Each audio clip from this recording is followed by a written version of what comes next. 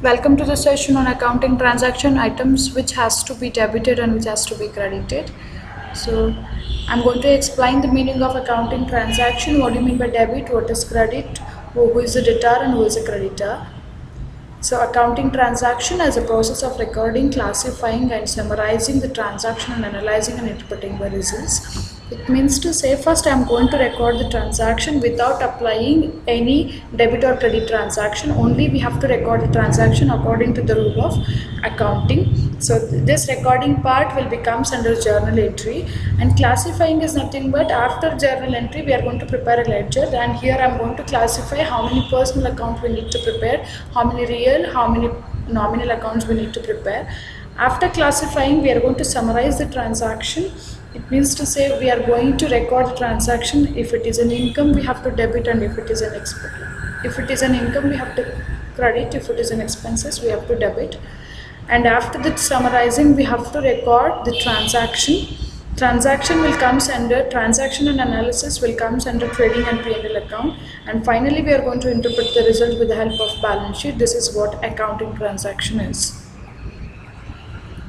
Debtor, the person who owes money to the business on account of sale of goods on credit called debtor.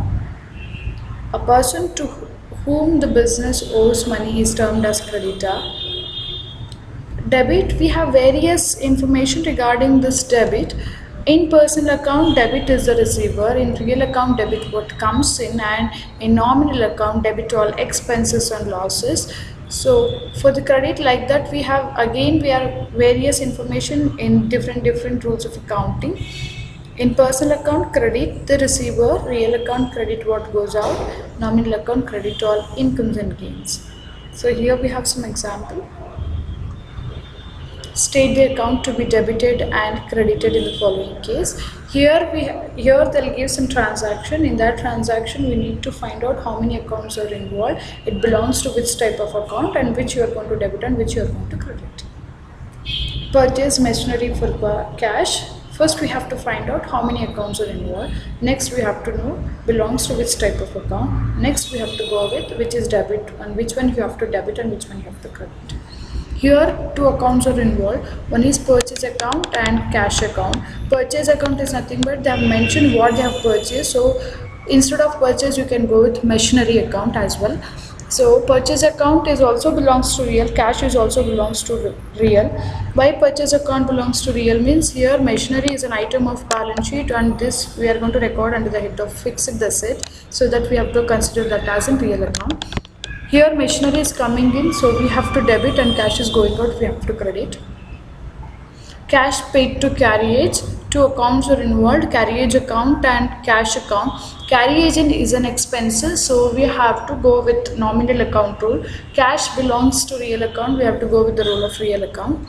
So carriage, any one you can take a rule. Nominal account, debit all expenses. So here I am going to pay cash to carriage, so it is an expenses to me, we have to debit, and cash is credit.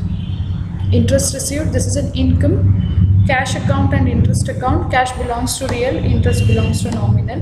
Debit what comes in, credit what goes out. Here cash is coming in, we have to debit, and interest account credit. Commission paid, expenses, commission account and cash account. Commission belongs to nominal account and cash belongs to real account. So nominal account rule is debit all expenses. If you paid a commission, it is an expenses to you, so we have to debit, and cash we have to credit. Kindly wait for my further concept.